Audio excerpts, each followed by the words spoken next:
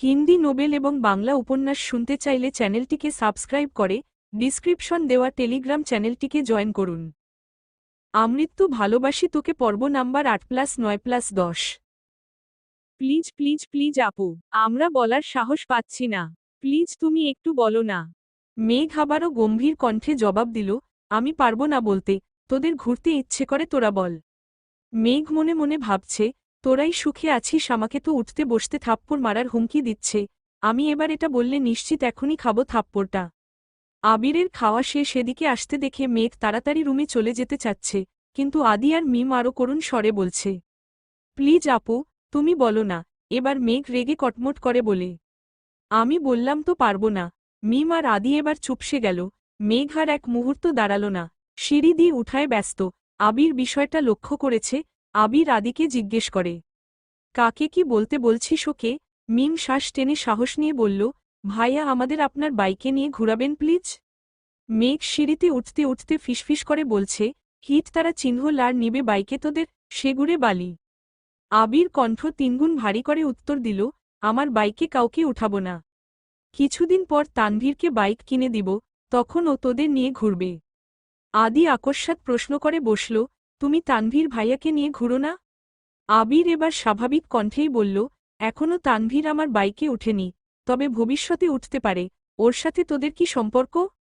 মিম আর আদি বোবা হয়ে রইল। মেঘের কথা ফলে যাওয়াতে নিজেকে নিয়ে গর্ব করতে করতে রুমের দিকে যাচ্ছে আর ভাবছে দুই ভাইয়ের গলায় গলায় সম্পর্ক, অথচ বাইকে উঠার পারমিশন দেয়নি। ছি! সহসা অভিব্যক্তি পাল্টাল মুখের, বিড়বিড় করে বলল, হিটলারের থেকে ভালো আর কি আশা করা যায়? রুমে গিয়ে সোজা শুয়ে পড়ল। তৎক্ষণাৎ ফোনটা হাতে নিল। এই 2-3 দিনে একবারের জন্য ও ফেসবুকে ঢুকে নিশে মন খারাপ কাটাতে ঢুকল ফেসবুকে। কিছুক্ষণ ঘোরাঘুরির পর একটা পোস্ট সামনে আসছে। একদিন আগে আবির ফেসবুক একটা অসম্ভব সুন্দর ছবি আপলোড দিয়েছে, সাথে ছোট করে ক্যাপশন লিখেছেন, শূন্যতা আমায় ঘিরে আছে, আর আমি ঘিরে আছি মোহে। মেঘ ছবিটা দেখে যতটা খুশি হলো তার থেকে বেশি চিন্তিত হলো ক্যাপশনে কি বুঝিয়েছেন তা ভাবতে। সে ক্যাপশন বুঝার চেষ্টায় মগ্ন হল, মনে মনে আওড়াল, উনি কি তাহলে সত্যি কারো সাথে রিলেশনে আছেন? তৎক্ষণাৎ মনের ভেতর থেকে জবাব এলো, উনি প্রেম করলে তোর কি? তোরে যে উঠতে বসতে থা তারা চিহ্ন অপ্পর দেয়ার ভয় দেখায়, তোর লজ্জা করে না এই হিটলারকে নিয়ে ভাবতে? সঙ্গে সঙ্গে ডাটা অফ করে ফোন রেখে দিল মেঘ। সত্যিই তো, সে তো আবির ভাইয়ের উপর রেগে আছে, তাহলে আবার আবির ভাইকে নিয়ে ভাবছে কেন? এদিকে আবির রুমে এসে 5-10 মিনিট রেস্ট নিয়ে নিজের ল্যাপটপ আর কিছু কাগজপত্র নিয়ে বেরিয়ে পড়েছে। সন্ধ্যায় মেঘের নতুন টিউটর এসেছে। বয়স এত বেশি না, ঢাকা বিশ্ববিদ্যালয়ে ফিজিক্সে পড়াশোনা করছেন, এবার 3য় বর্ষে আছেন। দেখতে মাশাআল্লাহ অনেক সুন্দরী, গোলগাল চেহারা, বোরকা পরে হিজাব পরে এসেছেন। গুছিয়ে কথা বলেন, সুন্দর করে বুঝিয়ে পড়িয়েছেন মেঘকে। মেঘ যেন পড়ার থেকেও বেশি মুগ্ধ হয়েছে ওনার কথা বলার স্টাইলে। ওনার নাম জান্নাত। মেঘের ওনাকে এতই ভালো লেগেছে যে দুদিন পড়া পর্যন্ত অপেক্ষা করতে পারল না।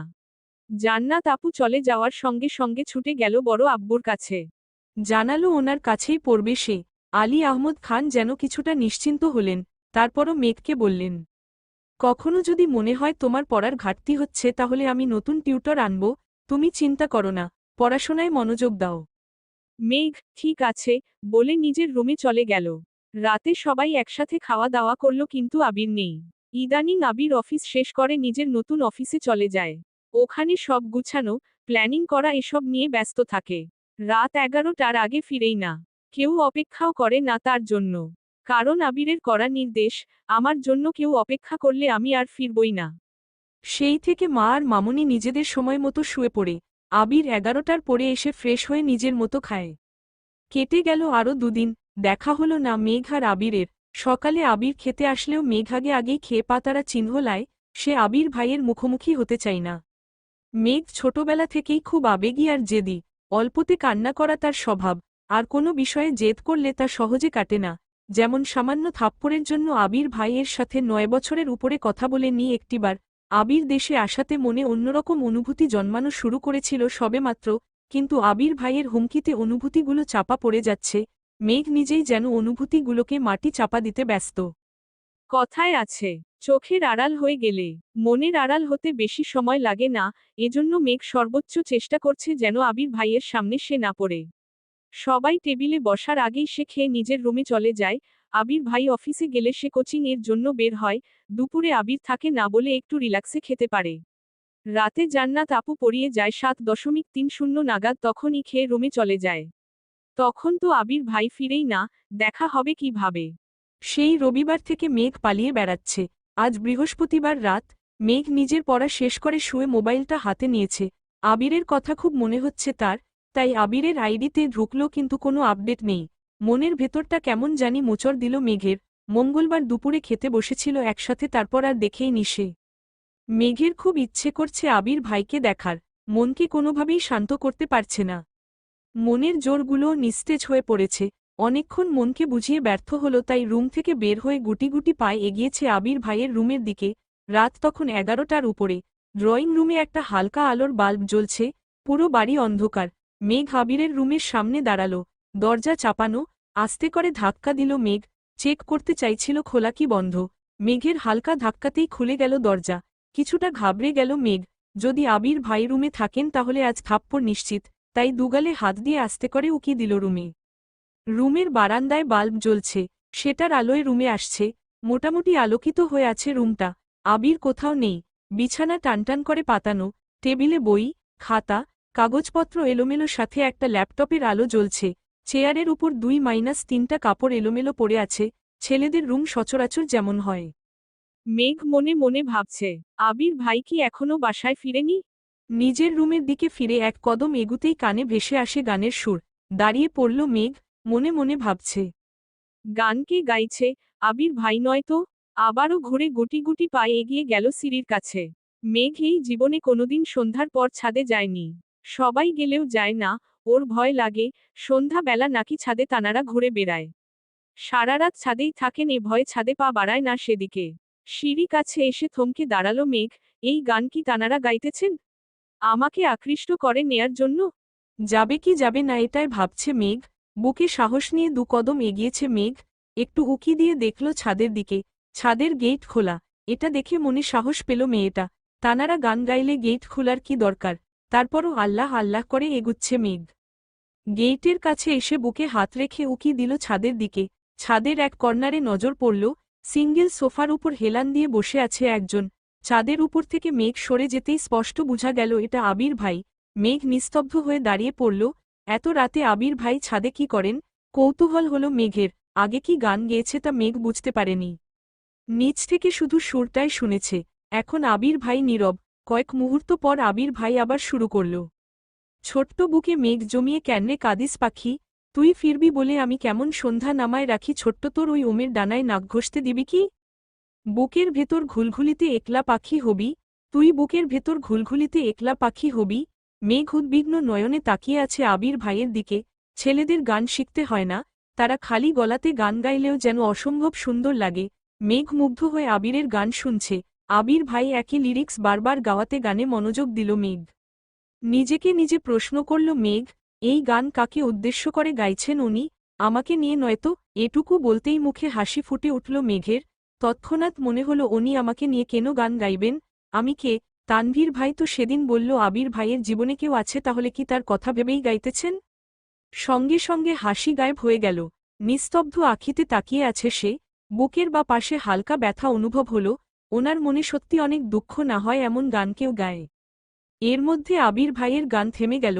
কিছুক্ষণ নীরব থেকে পকেট থেকে একটা সিগারেট বের করে ঠোঁটে ধরল, আগুন দিয়ে জ্বালালো সেই সিগারেট। এদিকে মেঘের মাথায় আকাশ ভেঙে পড়েছে। নিজের চোখকে বিশ্বাস করতে কষ্ট হচ্ছে, আবির ভাই সিগারেট খান। প্রশ্নচিহ্ন। দাঁড়িয়ে থাকার শক্তিটুকু পাচ্ছে না মেয়েটা। আকস্মাৎ দরজার এখানেই বসে পড়েছে সমেঘের জাতশত্রু হল সিগারেট। যেখানে সিগারেটের গন্ধ মেঘ সহ্য করতে পারে না, সিগারেটের গন্ধে তার শ্বাসকষ্ট হয়ে যায়, সেখানে আবির সিগারেট খাচ্ছে। এটা যেন মেঘ মানতেই পারছে না। ওষ্ঠদয় উল্টে নীরবে চোখের জল ফেলছে। যাকে সে মিস করছিল, এতক্ষণ তাকে দেখার জন্য উদ্বেগ ছিল, তাকে খোঁজে এসে এরকম একটা দৃশ্য দেখবে তা সে কল্পনাও করেনি। অষ্টাদশীর মনটা নির্মমভাবে হত্যা করেছে আবির। আবির ভাই অষ্টাদশীর মনে বসন্তের ফুলের মতো আর ফুটবে না। আবিরের প্রতি খুব রাগ হল মেঘের। রাগের সাথে কান্নার মাত্রাও বাড়তে লাগল। ছাদের দরজার পাশে বসেই ফুপিয়ে ফুপিয়ে কাঁদছে মেঘ। নিজেকে সান্ত্বনা দেয়ার কোনো ভাষায় খুঁজে পাচ্ছে না সে। আচমকা আবির মেঘের সামনে হাজির হল। মেঘ তখনও কান্নায় ব্যস্ত। আবির গম্ভীর কণ্ঠে শুধালো, এখানে কি করছিস? আবির ভাইয়ের কণ্ঠ শুনে মেঘভূত দেখার মতো চমকে উঠল। মেঘের কান্নার তীব্রতা এতটাই বেড়ে গেছিল যে ছাদের কর্নার থেকে আবির শুনতে পেয়ে ছুটে এসেছে। অতিরিক্ত কান্নায় মেঘের শরীর কাঁপছে, জোর করে কান্না থামিয়েছে, এখনও নাক টানছে আর জোরে জোরে শ্বাস ছাড়ছে। আবির গম্ভীর স্বরে পুনরায় বলল, কথা বলছিস না কেন? এত রাতে এখানে কি করিস? মেঘ এবার কিছুটা স্বাভাবিক হয়ে ছাদের ফ্লোরের দিকে তাকিয়ে ধীরস্থির কণ্ঠে উত্তর দিল, এমনি এসেছিলাম। আবিরের শরীর ঝুঁকে এলো। মেঘ তখনও ছাদের ফ্লোরেই বসা। চাঁদের আলোতে স্পষ্ট বোঝা যাচ্ছিল মেঘের অভিব্যক্তি। চিবুক নেমেছে গলায়, হাত পা কাঁপছে, ভয় আর কান্নার প্রতিক্রিয়া দুটাই অনুভব করছে। আবির আচমকা মেঘের বাহুতে ধরল, এক টানে দাঁড় করালো মেঘকে। মেঘের শরীরের কম্পন তীব্র হল, হৃৎপিণ্ডের ধূপধাপ বেড়ে যাচ্ছে সহসা, চোখ তুলে তাকাতেও পারছে না। আবির তীক্ষ্ণ দৃষ্টিতে তাকালো, রাগে কটমট করতে করতে বলল, তুই কাঁদছিলি কেন? মেঘ উত্তর খুঁজে পাচ্ছে না। কিভাবে বলবে? আবির ভাইয়ের সিগারেট খাওয়া আর অন্য মেয়েকে উদ্দেশ্য করে গান গাওয়াতে তার ভেতর থেকে এমনিতেই কান্না আসছে। মেঘ মাথা নিচু করে চুপ হয়ে রইল। আবির দীর্ঘশ্বাস ফেলে কিছুটা স্বাভাবিক কণ্ঠে বলল, তুই কি সবসময় রাতবিরাতে ছাদে আসিস? মেঘ তৎক্ষণাৎ বিদ্যুৎ বেগে কতক্ষণ মাথা নাড়িয়ে না বোধক সম্মতি জানাল, তারপর আস্তে আস্তে বলল, এই জীবনে কোনোদিন সন্ধ্যার পর ছাদে উঠিনি আমি। আবির ভাই উদ্বিগ্ন কণ্ঠে শুধাল, তাহলে আজ আসলি কেন? মেঘ নিস্তব্ধ, নীরব, কিছু বলার সাধ্য নেই বলে দীর্ঘশ্বাস ফেলল। এত রাতে ছাদে আসার কোনো অজুহাতও খুঁজে পেল না। আবির কয়েক পা এগিয়ে মেঘের অনেকটা ঘনিষ্ঠ হয়ে দাঁড়াল। আবিরকে এত কাছাকাছি দেখে মেঘের নিঃশ্বাস বন্ধ হওয়ার হাল হল। আবিরের গায়ের গন্ধে মাতাল হওয়ার অবস্থা। ভয়ঙ্কর পরিস্থিতি থেকে নিজেকে বাঁচাতে দু কদম পিছিয়ে গেল মেঘ। কিন্তু পিছনে আর জায়গা নেই। দরজার পাশের পিলারে পিঠ ঠেকল, থরথ তারা চিহ্ন করে কাঁপছে অষ্টাদশীর ছোট দেহ, পায়ের পাতা শিরশির করছে। সরে যেতে চাইল সামনে থেকে। আচমকা আবির দুহাতে পিলারের দুপাশ চেপে ধরল। কিছুটা ঝুঁকে মেঘের মুখোমুখি হল। আবিরের উষ্ণ শ্বাস, তীব্র দৃষ্টি মেঘকে নাজেহাল করে দিচ্ছে। মানসিক টানাপোড়েনে পড়ে গেল মেঘ। বুকের ভেতর কেউ অবিরাম নৃত্য করছে, যার শব্দ বাহির থেকে শোনা যাচ্ছে। শরীর ঘামতে শুরু করেছে। আবির ভাই হঠাৎই শীতল কণ্ঠে বললেন, এত বছর তো খুব পাতারা চিহ্ন লায়ে বেড়াইছিস, এখন দেখব কতটা পাতারা চিহ্ন লাতে পারিস। আবিরের ঠান্ডা হুমকিতে কেঁপে উঠল। এই কথা শোনামাত্র মেঘের শরীরে হাই ভোল্টেজের ঝাঁকুনি দিল। মেঘের বক্ষস্পন্দন জোরালো হতে শুরু করেছে। আবির সরু নেত্রে অষ্টাদশীর পানে তাকিয়ে আছে। মেঘের টালমাটাল অবস্থা বুঝতে পেরে সামনে থেকে সরে গেল। আবির শক্ত কণ্ঠে ফের বলল, রুমে যা। আবির সরে যাওয়াতে স্বস্তি পেল মেঘ, বারবার দীর্ঘশ্বাস ফেলতে শুরু করল। কয়েক মুহূর্ত পর সিঁড়ির দিকে নামতে গেল। গুটগুটে অন্ধকার সিঁড়ি। পিছন ফিরে তাকিয়ে বুকে সাহস নিয়ে ডাকল, আবির ভাই। আবির উল্টো দিকে ফিরেছিল, ডাক শুনে ঘুরে বলল, হুম। মেঘ ভয় ভয় বলল, আমাকে একটু রুম পর্যন্ত দিয়ে আসবেন, প্লিজ। আবির বিস্মিত কণ্ঠে বলল, কেন, হাঁটতে পারছিস না? মেঘ মাথা নিচু করে আস্তে ধীরে বলল, ভয় লাগছে। কেন? তানারা যদি আমাকে ধরে ফেলেন। আবির কয়েক সেকেন্ড থেমে সশব্দে হেসে উঠল। আবির মেঘের কথায় হাসছে ভাবতেই মনে মনে খুশি লাগছে মেঘের। আবিরের হাসির শব্দে মেঘ অবাক চোখে তাকাল। ততক্ষণে আবিরের হাসি গায়েব। আবির আকস্মাৎ ঠাট্টার স্বরে শুধাল, তা তুই ছাদে আসার সময় কি তানারা বেড়াতে গিয়েছিল? আবিরের এমন কথায় মেঘ হাহাম্মকের মতো তাকিয়ে আছে। আবির সহসা বলে উঠল, তুই যা, আমি পিছনে আছি। মেঘ আর কিছু বলার সাহস পেল না। দুটা সিঁড়ি নেমে হঠাৎ কিছু ভেবে থমকে দাঁড়াল। আবির নিরুদ্বেগ কণ্ঠে শুধাল, আবার কি হল? মেঘ দুবার জোরে জোরে শ্বাস ছাড়ল, মনে তীব্র সাহস নিয়ে পেছনে ফিরে তাকাল। আবির ছাদের দরজার পাশে দাঁড়ানো, 6 ফুট লম্বা, তার উপর মেঘ বেশ কয়েকটা সিঁড়ি নেমে গেছে। এখান থেকে আবিরের লম্বা শরীরটা চাঁদের আলোয় সুপারি গাছের মতো মনে হচ্ছে। মেঘ উদ্বিগ্ন কণ্ঠে প্রশ্ন করল, আবির ভাই, আপনি সিগারেট খান কেন? মেঘের কথায় আবির যেন ছোটখাটো টাস্কি খেল, মুহূর্তেই গম্ভীর কণ্ঠে বলল, তার জবাবদিহি কি তোকে দিতে হবে? মেঘ এবার কোমল কণ্ঠে বলল, সিগারেট স্বাস্থ্যের জন্য ক্ষতিকর। আর আমি। এটুকু বলেই থেমে গেল। আবির কণ্ঠ দ্বিগুণ ভারী করে বলল, আর তুই কি? মেঘ ভয় ভয় বলল, কিছু না। মেঘ আর থামল না, সিঁড়ি দিয়ে নামতে ব্যস্ত হল। মেঘ করিডোরে হাঁটছে, আবির পেছনে মোবাইলের ফ্ল্যাশ জ্বালিয়ে সিঁড়ি নিচ পর্যন্ত নামল। মেঘ পেছনে ফিরে আবিরকে দেখার সাহস পাচ্ছে না। নিজের রুমের দরজা পর্যন্ত এসে রুমে ঢুকার সময় এক পলক তাকালো। আবিরের মনোযোগ মোবাইলে। মেঘ রুমে চলে গেল। আবিরের আরও একটি রাত কাটল নির্ঘুম, নিস্তব্ধ। প্রত্যেক সপ্তাহে ছুটির দিনের আগে সারারাত জেগে থাকে, এটা তার বহু বছরের অভ্যাস। বিদেশে থাকাকালীনও তাই করত। দেশে এসে প্রতি বৃহস্পতিবার রাত নিজের মতো একাকী কাটায়। নিজেকে নিয়ে ভাবে, নিজের স্বপ্ন, ইচ্ছে, ভালোবাসা, প্রিয়জন সবকিছু নিয়েই ভাবে। মেঘ নিজের রুমে শুয়ে ছাদের বিষয়গুলো ভাবছে, আবিরের এত কাছে আসা, আবির ভাইয়ের বলা সেই কথাগুলো মাথায় ঘুরছে। এসব ভেবে কখন ঘুমিয়েছে নিজেও জানে না। সকাল সকাল খাবার টেবিলে খাবার খাচ্ছে সবাই, শুক্রবার বলে ভালোমন্দ রান্না হয়েছে। মেঘের মনটা আজ খুব ভালো, কেন ভালো নিজেও জানে না, তবে আবিরের প্রতি ভয় কিছুটা শিথিল হয়েছে। খাবার টেবিলে আবির নেই দেখে মন কিছুটা খারাপ হয়েছে, কিন্তু তেমন পাত্তা দেয়নি। নিজের মতো খেয়ে পড়তে বসেছে। প্রতি শুক্রবারে প্রাইভেটে 1 ঘন্টার পরীক্ষা থাকে। এক সপ্তাহে যা পড়ায় তার উপরই পরীক্ষা থাকে, আজও 3টা থেকে 4টা পর্যন্ত পরীক্ষা। অন্যদিকে তানভীর রাজনীতি নিয়ে ব্যস্ত হয়ে পড়েছে। সামনে এমপি নির্বাচন, তাদের প্রিয় নেতা মনোনয়ন কিনেছেন। সবাই মিটিং মিছিলে ব্যস্ত। জনসমর্থন যাচাই করে মনোনয়ন দেয়া হবে। তানভীরদের এখন সব এলাকায় যেতে হচ্ছে, জনগণের সুবিধা অসুবিধা শুনছে, লিস্ট করছে। এমপি নির্বাচনের কয়েক মাস পরেই হবে সভাপতি নির্বাচন। তানভীরের টার্গেট সভাপতি হওয়া, তাই তাকে আরও বেশি অ্যাক্টিভ থাকতে হচ্ছে। 2.30টা নাগাদ মেঘ পরীক্ষা দিতে বেরিয়েছে। আজ একটু আগেই চলে এসেছে। পরীক্ষা শুরু হতে এখনো 10 মিনিট বাকি, তাই বন্যা আর মেঘ গল্প করছে। বন্যা, কিরে তোর হিটলার ভাইয়ের কি খবর? কিছু তো আর বললি না, ছবি দেখাবি বলছিলি তাও দেখালি না, সত্যি সত্যি মন থেকে বের করে দিয়েছিস? মেঘ, মুখে যা বলি তার সবটাই কি পারি? এত চেষ্টা করেও তো পারলাম না মন থেকে তাড়াতে। গতরাতে থাকতে না পেরে গিয়েছিলাম ওনাকে দেখতে, কি যে একটা বাস খেয়েছি। বন্যা, কেন, কি হয়েছে? মেঘ, কি আর হবে, লুকিয়ে দেখতে গিয়েছিলাম, আবির ভাইয়ের কাছে ধরা পড়ে গেছি। বন্যা, ব্যাটার চোখ আছে, ভালো হয়েছে, গেলি কেন তুই? মেঘ মনে মনে ভাবছে, এখন যদি বন্যাকে বলি আবির ভাইয়ের জন্য কান্না করেছি, তাহলে বন্যা আমায় এখানেই বালি চাপা দিয়ে দিবে। বন্যা আর মেঘ সিদ্ধান্ত নিয়েছে, ভার্সিটিতে ভর্তির আগ পর্যন্ত কোনো প্রকার প্রেম, বন্ধুত্ব, ক্রাশ কিছুই খাওয়া যাবে না। এজন্য কোচিংয়ে নতুন কারো সাথে কথায় বলে না। মেঘ আগে আসলে বন্যার জন্য সিট রাখে, বন্যা আগে আসলে মেঘের জন্য সিট রাখে। বিষয়টা অনেকটা হাইস্কুল জীবনের মতো। এত কিছুর পরও মেঘ আবির ভাইয়ের উপর ক্রাশ খেয়ে ফেলেছে। এর জন্য বন্যা অবশ্য প্রতিনিয়তই মেঘকে বুঝাচ্ছে।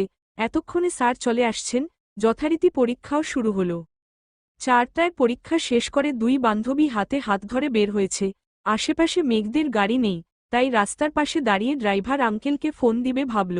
হঠাৎ বাইক নিয়ে আবির হাজির হল।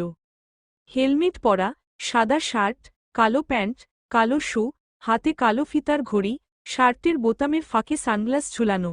মেঘের দিকে তাকিয়ে উচ্চস্বরে ডাকল, মেঘ। মেঘ আর বন্যা দুজনেই ডাক শুনে সেদিকে তাকিয়েছে। মেঘ এক পলক তাকাতেই চিনতে পারল, আবিরকে এভাবে দেখে আবারও নতুন করে ক্রাশ খেয়েছে। মেঘ মনে মনে ভাবছে, উনি এখানে কেন? উনি কি আমায় নিতে এসেছেন? কই সেদিন তো মিম আর আদিকে ধমকে বললেন, কাউকে বাইকে উঠাবে না, তার মানে আমাকেও নিশ্চয় উঠাবেন না। না উঠাক, ওনার বাইকে উঠতে আমার বয়েই গেছে, কিন্তু উনি আসলো কেন? আল্লাহ জানেন কোন পাপের শাস্তি দিতে এখানে এসেছেন, আল্লাহ বাঁচাও। এসব হাবিজাবি ভাবনায় ব্যস্ত মেঘ। এদিকে বন্যা মেঘের হাত ঝাপটে ধরে আছে। আবির মেঘের দিকে খানিকক্ষণ সুস্থির বনে তাকিয়ে আছে, হয়তো মেঘের অভিব্যক্তি বুঝার চেষ্টা করছিল। এবার হেলমেট খুলে মেঘের দিকে চোখ রাঙিয়ে তাকিয়ে বলল, উঠো। মেঘ অজানা ঘরে আটকে আছে, আনমনে হাবিজাবি ভাবনায় ব্যস্ত। আবিরের কথা কানেই গেল না। বন্যাও মনোযোগ দিয়ে ছেলেটাকে দেখছে, আগে কখনোই এই ছেলেকে দেখেনি। বন্যা তানভীরকে অনেকবার দেখেছে, কিন্তু আবিরকে ঠিকমতো চিনে না। বন্যা মনে মনে আওড়াল, এই ছেলেকে, মেঘকে বাইকে উঠতে বলছে কেন? বন্যা মেঘে হাতটা আরও শক্ত করে ধরে আছে। আবির এবার ধতারা চিহ্ন মকে উঠল। এই মেঘ, উঠতে বললাম তো। মেঘ এবার চমকে উঠে, গোল গোল চোখে তাকায়, পরপর দুবার জোরে শ্বাস নিয়ে নিজেকে কিছুটা স্বাভাবিক করে, তারপর বন্যার দিকে তাকিয়ে বিড়বিড় করল, উনি আবির ভাই। তৎক্ষণাৎ বন্যা মেঘের হাত ছেড়ে দিল, হয়তো আবিরের রাগী চোখমুখ দেখে কিছুটা ভয়ও পেয়েছে। মেঘ কয়েক পা এগিয়ে আবিরের কাছাকাছি এসে দাঁড়িয়েছে, ততক্ষণে আবির বাইক থেকে নেমে গেছে। আবির মেঘের দিকও স্পষ্ট চোখে তাকিয়ে উদ্বিগ্ন কণ্ঠে শুধাল, এই, তুই কি কিছু খাস? মেঘ কপাল কুঁচকে বলল, মানে, কি খাবো? কোন দুনিয়ায় থাকিস তুই? ডাকলে শুনিস না? মেঘ চুপচাপ মাথা নিচু করে রইল। আবির আবারও বলল, বাইকে উঠো। আবির মেঘকে বাইকে উঠতে বলছে, এটাও সম্ভব? মেঘ নিজের কানতে বিশ্বাস করতে পারছে না। মেঘের হেলদোল নেই দেখে আবির বাইক থেকে হেলমেট নিয়ে নিজেই মেঘকে পরিয়ে দিল। তারপর পুনরায় বাইকে বসে গুরুগম্ভীর কণ্ঠে বলল, তুই কি উঠবি? এত কিছু না ভেবে মেঘ হাসিমুখে বাইকে উঠে বসল। আবিরের গায়ের সাথে গা লাগতেই কেঁপে উঠল কিছুটা। মেঘ কাঁধে হাত রাখবে নাকি রাখবে না তা নিয়ে দুটানায় আছে। এমনিতেই জীবনে প্রথম বাইকে উঠছে, তার উপর আবার আবির ভাইয়ের বাইকে। আবির মেঘের মনের অস্থিরতা বুঝে শীতল কণ্ঠে বলল, ধরে বসো, না হয় পড়ে যাবি। মেঘ কাঁপা কাঁপা হাতে আবিরের কাঁধে হাত রাখল। সঙ্গে সঙ্গে মেঘের হৃৎস্পন্দনের মাত্রা বাড়তে লাগল। এদিকে বন্যা নির্বাক চোখে তাকিয়ে দেখছে আর ভাবছে, মেঘের বর্ণনায় কোনো ভুল ছিল না, আবির ভাইয়া সত্যিই অসাধারণ। যে কোনো মেয়েই এক দেখাতে ক্রাশ খাবে। কয়েক সেকেন্ডের মধ্যে আবির বাইক স্টার্ট দিল। মনের ভতারা চিহ্ন এই মেঘ আবিরের কাঁধে জোরে চেপে ধরল। মেঘের কান দিয়ে শাসা করে মৃদু বাতাস ঢুকছে। প্রথমবার বাইকে ওঠার অনুভূতি অসাধারণ। মেঘ নিভু নিভু চোখে চারপাশ দেখার চেষ্টা করছে। বেশ কিছুক্ষণ পর তারা পৌঁছে গেল বসুন্ধরা সিটি শপিং কমপ্লেক্সে। আবির মেঘকে শপিংয়ে নিয়ে আসছে ভাবতেই মেঘ আনন্দে আত্মহারা হয়ে যাচ্ছে। এত খুশি রাখার জায়গা পাচ্ছে না।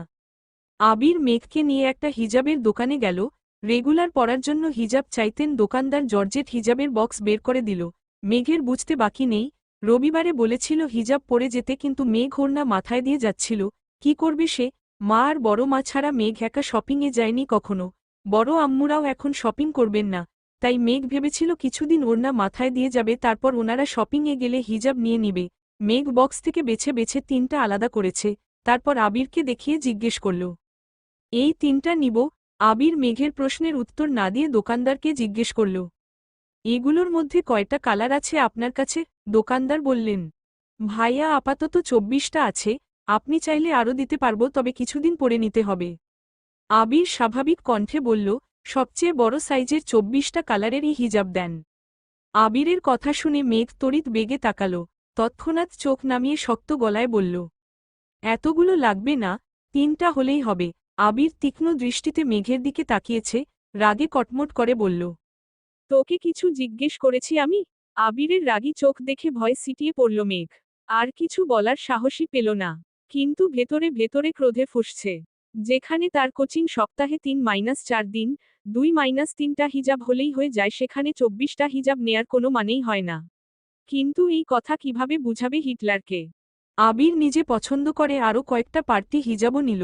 মেঘ মাথা নিচু করে মনে মনে শুধু আবিরকে বকেই গেল। আবির শপিং ব্যাগগুলো হাতে নিয়ে মেঘকে বলল, চল।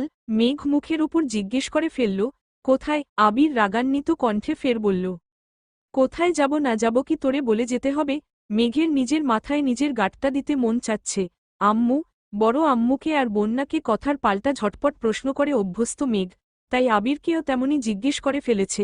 আবিরের পেছনে পেছনে একটা জুয়েলার্সের দোকানে ঢুকল মেঘ। আবির ঢুকেই একজনকে জিজ্ঞেস করলেন, আজকে কি নেয়া যাবে? লোকটা হাসিমুখে উত্তর দিলেন, জি ভাইয়া, 2 মিনিট বসুন, আমি বের করে দিচ্ছি। 2 মিনিটের মধ্যেই লোকটা পুনরায় প্রশ্ন করলেন, ভাইয়া প্যাকিং করে দিব? আবির তৎক্ষণাৎ জবাব দিল, প্যাকিং লাগবে না, রেডি হলে আমাকে দেন। লোকটা একজোড়া নূপুর আবিরের দিকে এগিয়ে দিল। মেঘ উৎসুক জনতার ন্যায় নূপুর 2টা দেখছে। অনেক মোটা আর খুব সুন্দর ডিজাইনের 2টা নূপুর। আবিরের আকস্মিক কর্মকাণ্ড দেখে মেঘ কারেন্টের খাম্বার ন্যায় স্তব্ধ হয়ে গেছে। আবিরের এক হাঁটু ফ্লোরে আরেকটা পা স্বাভাবিক রেখে নিচে বসেছে, যেভাবে প্রপোজ করে অনেকটা সেভাবে। সহসা মেঘের এক পা নিজের হাঁটুর উপর রেখে একটা নূপুর পরিয়ে দিল।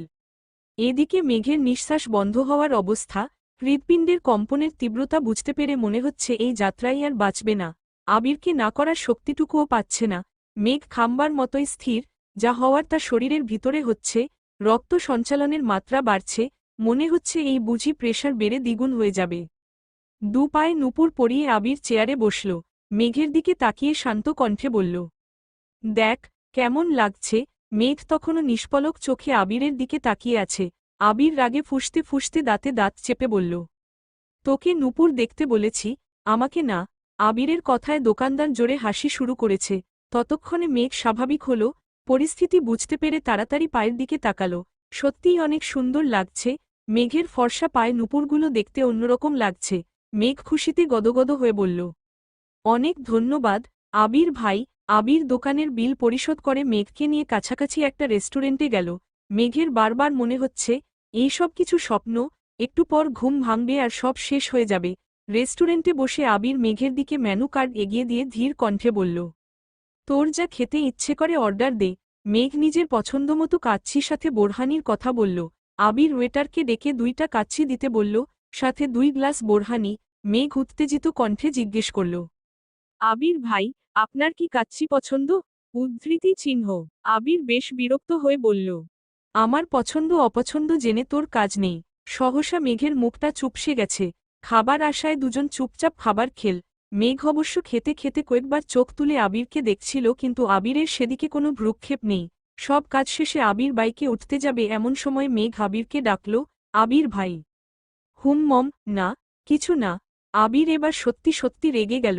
কণ্ঠ তিনগুণ ভারী হল, রাগান্বিত স্বরে বলতে শুরু করল, তোকে হিজাব আর নুপুর দিয়েছি বলে খুশিতে বেশি লাফাইস না। মাথায় ওড়না দিয়ে বউয়ের মতো চলাফেরা যাতে না করতে পারিস সেজন্য হিজাব দিয়েছি, আর তুই সারাক্ষণ টুইটুই করে কোথায় কোথায় ঘুরিস সেসব জানতে নুপুর দিয়েছি। আবিরের এমন কথা শুনে মেঘ হাহাম্মক বনে গেল। মনে মনে কি না কি ভাবছিল সে। আবির ভালোবেসে গিফট দিচ্ছে, আহা কি সুন্দর অনুভূতি হচ্ছিল, সবকিছু মুহূর্তেই বিলীন হয়ে গেছে। অষ্টাদশীর মনের ভেতর নবজাগ্রত অনুভূতিতে আবির সযত্নে এক বালতি পানি ঢেলে দিল। আবির কণ্ঠ খাদে নামিয়ে বলল, উঠো। মেঘ ভয় ভয় চুপচাপ উঠে বসল, তবে মনে মনে ঠিক করল, এবার আর আবিরকে ধরে বসবে না। আবিরের ধমকে মেঘের ভাবনার সুতা ছিঁড়ল। আবির রাগান্বিত কণ্ঠে বলল, এক কথা তোকে কতবার বলতে হয় মেঘ, ধরে বসো না হয় তোকে রাস্তায় ফেলে চলে যাব। ধমক খেয়ে মেঘের ছোট দেহ কম্পিত হয়, সহসা শক্ত হাতে আবিরের কাঁধ চেপে ধরে। আবির আর কিছুই বলল না, বাসার সামনে পর্যন্ত আসলো কিন্তু কেউ কোনো কথা বলল না। আবির বাসার সামনে বাইক থামিয়ে স্বাভাবিক কণ্ঠে বলল, বাসায় যা। মেঘ বাইক থেকে নেমে আবিরের দিকে তাকিয়ে জিজ্ঞেস করল, আপনি যাবেন না? না, কোথায় যাবেন? আবির বিরক্তি নিয়ে বললেন, তুই কে যে তোকে আমার সবকিছু বলে যেতে হবে? আর একবার আমার মুখের ওপর প্রশ্ন করবি সঙ্গে সঙ্গে থাপ্পড় দিব। মেঘের মুখটা চুপসে গেছে, চিবুক নামিয়েছে গলায়, পাতলা ওষ্ঠে বিড়বিড় করে বলল, হিটলার একটা। আবিরের তৎক্ষণাৎ জবাব এলো, আমি হিটলার হলে তুই কি? আবির শুনে ফেলছে ভেবেই আতকে উঠল মেঘ। আবিরের দিকে দ্বিতীয়বার তাকানোর সাহস হল না। আবিরের থাপ্পড়ের ভয়ে ছুটে পালালো বাড়ির ভিতর। আবির নিষ্পলক চোখে অষ্টাদশীর পায়ের দিকে তাকিয়ে আছে, নুপুরের ঝনঝন শব্দ কানে লাগছে। আচমকা আবিরের ঠোঁটের কোণে এক চিলতে হাসির ঝলক দেখা গেল। মেঘ এক ছুটে বাড়ির ভেতরে ঢুকল। সোফায় বসে গল্প করছিল মালিহা খান, হালিমা খান আর আকলিমা খান। মেঘকে ছুটতে দেখে দৃষ্টি পড়ল সেদিকে। আকলিমা খান ডেকে বললেন, মেঘ কি হয়েছে তোর, এভাবে ছুটছিস কেন? মেঘ সিঁড়ির নিচে এসে থামল। হাঁপাচ্ছে মেয়েটা, জোরে জোরে নিঃশ্বাস নিচ্ছে আর বারবার দরজার দিকে তাকাচ্ছে। আবির ভাই বলেছে কোথায় যাবে, তারপরও যদি কোনো কারণে বাসায় চলে আসে, এই আশঙ্কায় বারবার তাকাচ্ছে মেঘ। হালিমা খান সূক্ষ্ম নজরে মেঘের পায়ের দিয়ে তাকিয়ে জিজ্ঞেস করলেন, তুই নূপুর পেলি কোথায়? মেঘ এবার দরজার দিক থেকে দৃষ্টি সরিয়ে মা কাকিয়ার দিকে তাকালো, আকস্মাৎ বলে উঠল, আবির ভাই দিয়েছে। হালিমা খান, মালিহা খান আর আকলিমা খান তিনজন অবাক হয়ে চোখাচোখি করল কিছুক্ষণ। মালিহা খান পুনরায় জিজ্ঞেস করলেন, আবির তোকে নূপুর দিয়েছে মা? মেঘ এবার স্পষ্ট দৃষ্টিতে তাকালো, একটু রাগী রাগী ভাব নিয়ে বলল, আবির ভাই দিয়েছে বড় আম্মু। তোমার ছেলে না দিলে কি তোমার ছেলের কথা বলতাম আমি? হালিমা খান কয়েক মুহূর্ত নীরব থেকে আবার বললেন, তোর মনে আছে মেঘ, আবির বিদেশ যাওয়ার 6 মাস আগে তোর নূপুরগুলো তোর থেকে আমি নিয়ে নিছিলাম। মেঘ কিছুক্ষণ ভাবল, তারপর বলল, হ্যাঁ আম্মু মনে পড়ছে। ওই নূপুরগুলো কোথায়? হালিমা খান সহসা উত্তর দিলেন, ওইগুলো তো আমার কাছেই আছে, কিন্তু সেদিন নূপুরগুলো আমি নিজের ইচ্ছেতে নেইনি, আবিরই বলেছিল নিতে। মেঘ চমকে উঠল মায়ের কথায়, ছুটে এসে বসল সোফায়। কি হয়েছিল বলো আম্মু, কেন নিয়েছিলে? হালিমা খান একটু ভেবে চিনতে বললেন, তেমন কিছু না। আবির আমার কাছে এসে বলেছিল, তোর পায়ের নূপুরের শব্দ নাকি ওর মাথায় ধরে, ঘুমাইলে তুই দৌড়াদৌড়ি করিস, ঝনঝন করলে ওর মাথা ব্যথা করে, পড়তে পারে না, তাই বলছিল নূপুর খুলে রেখে দিতে। তাই আমিও আবিরের কথা মতো তোর থেকে নূপুর নিয়ে নিছিলাম। এরপর তুই ও আর কখনো চাসনি, আমিও আর তোকে দেয়নি। 2-1 বছর পর মনে হয়েছিল আমার, কিন্তু বের করে দেখি এগুলো তোর লাগবে না। এজন্য তোর আব্বুকে বলে রাখছিলাম, তুই চাইলে তোকে যেন নূপুর বানিয়ে দেয়। তখন তো আবির ছিল না, এজন্যই আজকে তোর পায়ে নূপুর দেখে আমরা অবাক হচ্ছিলাম। মেঘ ভাবনায় পড়ে গেল। ছোটবেলায় আবির ভাই নূপুর খুলতে বললে এখন উনি নিজের হাতে কেন পরিয়ে দিলেন? এখন কি ওনার মাথা ব্যথা ভালো হয়ে গেছে? তৎক্ষণাৎ মনে হলো আবির ভাইয়ের কথা। তাহলে কি সত্যি আমার চালচলন পর্যবেক্ষণ করতেই নূপুরগুলো দিয়েছেন, নাকি ছোটবেলার কথা ভেবে মনটা নরম হয়েছে ওনার? আকলিমা খান হাসিমুখে বলে উঠলেন, ওই সব বাদ দে। শপিং ব্যাগে কি রে মেঘ? মেঘ কাকিয়ার কথায় স্বাভাবিক হয়ে বলল, হিজাব। কেউ আর কিছু বলল না, তারা তাদের আড্ডায় মনোযোগ দিল। মেঘ ও শপিং ব্যাগ নিয়ে সিঁড়িতে উঠায় ব্যস্ত হল। রাতে আর আবিরের সাথে মেঘের দেখা হয়নি। প্রতিদিনের মতো আজকেও সকাল 8টায় অফিসের জন্য রেডি হয়ে খেতে বসেছে আবির। মেঘ ইচ্ছে করেই আজ সেজেগুজে খেতে নামবে ভাবল। চুল ছাড়ায় সেগুলো কোমর ছাড়িয়ে পড়েছে, মাথায় পিচ্ছি বাচ্চার মতো একটা পুতুলের বেলও দিয়েছে, কালো জামা পরেছে, সাথে ম্যাচিং কালো ওড়না, ওষ্ঠদয় হালকা গোলাপি রঞ্জকও লাগিয়েছে। সিঁড়ি দিয়ে নামছে, আবির এক পলক তাকাতেই স্তব্ধ হয়ে রইল। মেয়েটা এমনিতেই অনেক ফর্সা, তার মধ্যে কালো জামা পরাতে অসম্ভব সুন্দর লাগছে, সাথে চুলগুলো ছাড়া থাকাতে মায়াবন বিহারীর মতো লাগছে অষ্টাদশীকে। আবির চোখ সরাতে পারছে না, অবিচলিত আখিতে তাকিয়ে আছে অষ্টাদশীর পানে। হঠাৎ তানভীর ডেকে উঠল, ভাইয়া তুমি কি আজ ফ্রি আছো? মনোযোগ নষ্ট হল আবিরের, মেঘের দিক থেকে চোখ নামালো, তানভীরের দিকে না তাকিয়েই বলল, কেন? আজকে আমাদের হবু এমপির জন্মদিন, উনি তোমার কথা বলছিলেন। তুমি দেশে আছো জেনে খুব করে বললেন তুমি যেতে। আবিরের স্বাভাবিক জবাব, কখন যেতে হবে? তানভীর, 6টায়। আবির, আচ্ছা ঠিক আছে। মেঘ এতক্ষণে টেবিলের কাছে চলে এসেছে, 3 কর্তায় যেন ঘাড় ফিরিয়ে তাকালো। সকলেই এক নজর পায়ের দিকে তাকালো, কিন্তু কেউ তেমন কথা বলল না। অবশ্য কথা বলারও কিছু নেই, মেয়েদের সাজুগুজুতে বাবা চাচারা নাক গলায় না সচরাচর, বরং তারা চায় বাড়ির মেয়েরা সবসময় হাসিখুশি থাকুক। মেঘ চেয়ার টেনে বসল আবির ভাইয়ের বিপরীতে, এক পলক তাকালো। আবির ভাইও আজ কালো শার্ট পরেছে। আবির ভাই সবসময় সাদা অথবা কালো শার্টই পরেন। হঠাৎ কফি কালার বা আসমানি বা হালকা কোনো কালার পরেন। শুধু পাঞ্জাবির ক্ষেত্রে ব্যতিক্রম দেখা যায়। ড্রেস মিলে যাওয়াতে মেঘের মাথা নিচু করে মুচকি হাসল। ইকবাল খান তানভীরের দিকে তাকিয়ে জিজ্ঞেস করলেন, তোদের হবু এমপি আবিরকে কিভাবে চিনে? তানভীরের সহজ সরল উত্তর, আমি একটা প্ল্যান দিয়েছিলাম ওনাকে, প্ল্যান কার্যকর হওয়ায় খুশি হয়ে হবু এমপি বলছিলেন, তোমার মাথায় এত প্ল্যান আসে কিভাবে? উদ্ধৃতি চিহ্ন। আমি তখন বলেছি, আমায় বেশিরভাগ প্ল্যান ভাইয়া দেন, আমি ভাইয়াকে প্রবলেম শেয়ার করি, তারপর ভাইয়া আমায় প্ল্যান দেয়। তখনই এমপি বলছিলেন, তাহলে তোমার ভাইয়াকে নিয়ে আইসো। তখন ভাইয়া বাহিরে ছিলেন। আজ ওনার জন্মদিন, তাই সকালবেলা উনি নিজে আমায় কল করে জিজ্ঞেস করলেন ভাইয়া আসছে কিনা। আমি হ্যাঁ বলাতে উনি নিজেই বারবার বললেন ভাইয়াকে নিয়ে যেতে।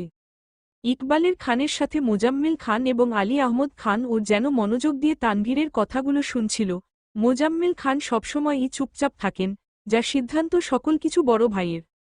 তানভীরের এসব কথা শুনে আলী আহমদ খান রাগে ফুঁসছেন, রাগান্বিত স্বরে বললেন, আবির, আমি কিন্তু তোমায় আগেই সাবধান করেছি, রাজনীতিতে তুমি জড়াবে না। আবির নিরুদ্বেগ কণ্ঠে উত্তর দিল, আমি তো বলেছি রাজনীতি করব না। তাহলে তানভীরকে রাজনীতি নিয়ে প্ল্যান দাও কেন? রাজনীতি নিয়ে মাথা ঘামাও কেন? আর এমপির জন্মদিনে যেতে এক কথায় রাজি হলে কেন? এই বুদ্ধি, প্ল্যান ব্যবসায় লাগালে আমাদের ব্যবসাটা আরও এগুত। গম্ভীর কণ্ঠে একটানা কথাগুলো বললেন আলী আহমদ খান। মেঘ, মিমার আদি চুপচাপ খাচ্ছে। বাবা, চাচার কথায় কোনো মনোযোগ নেই তাদের। মেঘ খাচ্ছে আর মিটিমিটি হাসছে, আবার একটু পরপর আবির ভাইয়ের দিকে পিটপিট করে তাকাচ্ছে। আলী আহমদ খানের কথায় আবির খাবার প্লেট থেকে চোখ তুলে তাকালো, রাশভারী কণ্ঠে বলা শুরু করল, তোমাদের কয়েক বছর যাবৎ একটাই সমস্যা, তানভীর কেন রাজনীতি করে। মেইন কথা, তোমরা রাজনীতি পছন্দ করো না। কিন্তু আমি মন থেকে চাই তানভীর রাজনীতি করুক, এবং সেটা মাঝপথে ছাড়ার জন্য না। সভাপতি, এমপি, মন্ত্রী পদে পদে নিজের সাফল্য বয়ে আনুক, এবং আমার বিশ্বাস আমার ভাই সফল হবে, ইনশাআল্লাহ। কয়েক সেকেন্ড থেমে আবার বলা শুরু করল, প্রতিটা বিষয় আমরা নিজেরা যখন ভাবি তখন একতরফা ভাবি, মনে হয় আমি যা ভাবছি সেটাই ঠিক, এটা করলেই পারফেক্ট হবে। কিন্তু সব দিক থেকে সেটা পারফেক্ট নাও হতে পারে, তাই তানভীর পরিস্থিতি বুঝে নিজে যা ভাবে সেটা আমায় জানায়। যদি ভাবনা ঠিক থাকে তাহলে আমি বলি ঠিক আছে, না হয় আমি সাজেশন দেয় এটা এভাবে না করে ওভাবে কর, এতটুকুই। এই কথাগুলো তানভীর চাইলে আমায় না বলে তাদের কমিটির লোকজনকে বলতে পারত, কিন্তু তানভীরের যেহেতু ইচ্ছে সভাপতি হওয়ার, তার প্ল্যান সভাপতি জানলে সে কাজ করবে, তখন তানভীরের নাম থাকবে না, এজন্য তানভীর আমায় শেয়ার করে। আরেকটা বিষয় হলো ব্যবসা। আমি ব্যবসায় ঢুকেছি মাত্র 1 সপ্তাহ হলো, আমি সবকিছু বুঝে নেয় ঠিকমতো, তারপর দেখো ব্যবসায় মনোযোগ দিতে পারি কিনা। এমপির জন্মদিনে যেতে রাজি হওয়ারও কারণ আছে। এবার বাবা চাচাদের দিকে এক পলক তাকিয়ে চোখ নামিয়ে বলা শুরু করল, তোমরা এখন নামি দামি ব্যবসায়ী, একসময় তোমাদের ব্যবসাও অনেক ছোট ছিল, অনেক ঝামেলা পোহাতে হয়েছে তোমাদের, তখন আমি ছোট ছিলাম তবুও যতটা সম্ভব বুঝেছি। বর্তমানে আমি নতুন ব্যবসা শুরু করতে যাচ্ছি, আমারও কাগজপত্র নিয়ে অনেক জায়গায় দৌড়াদৌড়ি করতে হবে, অনেক বিত্তবানদের সঙ্গে ব্যবসার দিক থেকে টক্কর লাগবে। শুধু টাকা থাকলেই সবকিছু করা সম্ভব হয় না, সাথে পাওয়ার প্রয়োজন হয়। অনেক সময় পুলিশের থেকেও রাজনৈতিক পাওয়ার বেশি কাজে লাগে। আইনিভাবে যে বিষয় সমাধান করতে মাসের পর মাস লেগে যায় সেটা বড় বড় নেতাদের একটা কলে তারা চিহ্নই সলভ হয়ে যায়। তানভীরের যেহেতু রাজনীতিতে আগ্রহ আছে তাহলে সে মনোযোগ দিয়ে রাজনীতি করুক, আমি ব্যবসা সামলাই। তানভীর ভালো অবস্থানে থাকলে আর আমি মোটামুটি পরিচিত থাকলে আমাদের যেকোনো প্রয়োজনে আশেপাশে মানুষের সাহায্য পাব। এতগুলো কথা বলে এবার আবির থাকল। মেঘ হা করে তাকিয়ে আছে আবির ভাইয়ের দিকে আর ভাবছে। কি দূরদর্শী চিন্তাভাবনা আবির ভাইয়ের। মেঘ মনে মনে নিজেকে বাহবা দিচ্ছে, আবির ভাইয়ের জন্য হিটলার নামটা একদম ঠিকঠাক। আলী আহমদ খান, মোজাম্মেল খান এবং ইকবাল খান তিনজনই অবাক চোখে তাকিয়ে আছে। ইকবাল খান সহসা বলে উঠলেন, দেখেছ ভাইয়া, আবিরের চিন্তা ভাবনা কত দূর, আগে থেকেই ভেবে চিনতে মাঠে নেমেছে। তুমি খামোখা চিন্তা করোর জন্য, দেখবে আমাদের ব্যবসাতে খুব শীঘ্রই পরিবর্তন আসবে ইনশাআল্লাহ। আলী আহমদ খান আর কথা খুঁজে পেলেন না, খাওয়া শেষ করে উঠে গেলেন। মোজাম্মেল খান তানভীরের দিকে তাকিয়ে বললেন, আমাদের মান না রাখো, আবিরের মান অন্তত রাখিস। তানভীর শীতল কণ্ঠে জবাব দিল, আমি সর্বোচ্চ চেষ্টা করব ভাইয়াকে সব দিক থেকে সাহায্য করার। সকলেই নীরব। এতক্ষণে মোটামুটি সবার খাওয়া শেষ, সবাই সবার মতো উঠে যাচ্ছে। আবিরের খাওয়া শেষ হতেই যেই না উঠতে যাবে, নজর পড়ল অষ্টাদশীর পানে। কাজল পরিহিতা টানা টানা চোখ, গভীর দৃষ্টিতে তাকিয়ে আছে আবিরের দিকে। আবির টেনে হিচড়ে দৃষ্টি সংযত করল, হালকা করে কাশি দিল। মেঘ এখনো বিভোরে তাকিয়ে আছে। আবির এবার দাঁড়াতে দাঁড়াতে বলল, মুখটা বন্ধ কর মেঘ, মাছি ঠুকবে মুখে। মেঘ নড়েচড়ে বসল। আবির ততক্ষণে বেসিনে চলে গেছে হাত ধুতে। মেঘ নিজের মাথায় নিজে গাঁটটা দিল। ছি, আবির ভাই কি ভাবল। যতই মন শক্ত করি, আহাম্মকের মতো আবির ভাইয়ের দিকে তাকিয়ে থাকব না ভাবি, ততই যেন আবির ভাইয়ের কাছে বেকুব সাজতেছি। সেই যে মাথা নিচু করে খাচ্ছে আর মনে মনে নিজেকে বতারা চিহ্ন কতে ব্যস্ত। আবির ভাই কখন ব্যাগ নিয়ে বেরিয়েছেন সেদিকে নজর নেই মেঘের। খাওয়া শেষ করে রুমে গিয়ে পড়তে বসেছে। আজ কোচিং প্রাইভেট নেই, তাই 3টা পর্যন্ত টানা পড়াশোনা করেছে, তারপর গোসল করে খেতে এসেছে। বিকেল হয়ে গেছে, তাই কাকিয়া আর বড় আম্মু ঘুমাচ্ছেন। হালিমা খানও শুয়েছিলেন। মেঘের সিঁড়িতে নামার সময় নুপুরের শব্দে বেরিয়ে এসে খাবার দিলেন মেঘকে। মেঘ চুপচাপ খাবার খাচ্ছে। হালিমা খান পাশে চেয়ারে বসে শান্ত কণ্ঠে মেয়েকে জিজ্ঞেস করলেন, পড়াশোনা ঠিকমতো করছিস তো মা? মেঘ উপর নিচ মাথা নাড়ল শুধু। হালিমা খান, আর তো কয়েকটা দিন, এরপর ই তো রেজাল্ট দিয়ে দিবে, তারপর ই তো ভর্তি পরীক্ষার যুদ্ধ শুরু হয়ে যাবে। মেঘ চুপচাপ খাওয়া শেষ করে সোফায় বসে টিভি দেখছিল। হালিমা খান সব গুছিয়ে মেয়ের পাশে বসলেন। মেঘ কিছুক্ষণ পর মায়ের উরুর উপর মাথা রেখে শুয়ে পড়ল। হালিমা খানও সযত্নে মেয়ের মাথায় হাত বুলিয়ে দিচ্ছেন। বিকেলে গোসল করাতে চুলগুলো এখনও ভেজা। হালিমা খান একটু রাগে রাগে বললেন, সারাদিন বাসায় থেকেও বিকেলে গোসল করিস কেন? ঠিকমতো না খেলে, ঠিকমতো গোসল না করলে অসুস্থ হয়ে পড়বি, তখন তো পড়তেই পারবি না। মেঘ চুপচাপ মায়ের হাঁটু আঁকড়ে শুয়ে আছে। ততক্ষণে 5টা বেজে গেছে। আবির আজ একটু তাড়াতাড়ি চলে এসেছে অফিস থেকে, 6টায় এমপির জন্মদিনের অনুষ্ঠানে যেতে হবে। বাড়িতে ঢুকে চুপচাপ সিঁড়ির দিকে যাচ্ছে। পায়ের শব্দে হালিমা খান তাকিয়ে দেখলেন আবির। হালিমা খান কোমল কণ্ঠে বললেন, এত তাড়াতাড়ি চলে এলি যে, কফি দিব তোকে? আবিরের দৃষ্টি পড়ে সোফায়। হালিমা খানের উরুতে শুয়া মেঘকে দেখে বুকের ভেতর ছ্যাতো করে উঠে আবিরের। মায়ের কথা শুনে মেঘও ঘাড় ঘুরিয়ে তাকায়। চোখ পড়ে সিঁড়ির কাছে আবির ভাইয়ের দিকে, সঙ্গে সঙ্গে সোজা হয়ে উঠে বসল। আবির তৎক্ষণাৎ তড়িৎগতিতে মেঘের কাছে আসে, ভয়ার্ত কণ্ঠে বলল, কি হয়েছে তোর? বলতে বলতে কপালে, গালে, গলায় হাত রাখল একবার। আবির ভাইয়ের উষ্ণ হাতের ছোঁয়ায় কেঁপে উঠল অষ্টাদশী। আবির হাত সরিয়ে উত্তেজিত কণ্ঠে পুনরায় প্রশ্ন করল, শরীর খারাপ লাগছে, মাথা ব্যথা করছে? মেঘ যেন বিস্ময়কর দৃষ্টিতে তাকিয়ে আছে আবির ভাইয়ের অভিমুখে। আবির ভাইয়ের কপাল ঘামে চিকচিক করছে।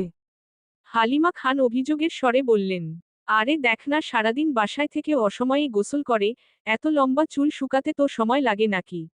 নিজের কোনো যত্ন নেয় না, কিছু না। আবির সহসা বলে উঠল, মামনি একটু কফি করে দিবা প্লিজ? হালিমা খানের সরল উত্তর, তুই বসো একটু, এখনই নিয়ে আসছি।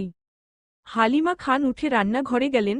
আবির ঘুরে গিয়ে হালিমা খানের জায়গায় বসলেন। মেঘ নিচের দিকে চেয়ে ঠোঁট কামড়ে ধরে বসে আছে, শীর্ণ বক্ষ ধরফর করছে অষ্টাদশীর। আবির ক্ষুদ্র চোখে তাকিয়ে আছে অষ্টাদশীর পানে, নিরুদ্যম কণ্ঠে শুধালো, কি হয়েছে তোর? মন খারাপ? মেঘের দুনিয়া ঘুরছে, মনের ভিতর টালমাটাল অবস্থা, হৃৎপিণ্ড ছুটছে দিকবিদিক। কিছু সেকেন্ড পর কোনোরকমে এপাশ ওপাশ মাথা নাড়ল। আবির একটু চুপ থেকে গম্ভীর কণ্ঠে বলল, কেউ বকেছে তোকে? সহসা মেঘের জবাব, কেউ বকেনি।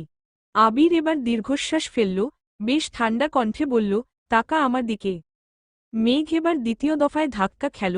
মেঘ নড়ে উঠল, কাপা কাপা চোখে তাকালো আবির ভাইয়ের চোখের দিকে। আবির ভাইয়ের শীতল চাউনিতে অষ্টাদশীর মনে ঝড় শুরু হয়েছে।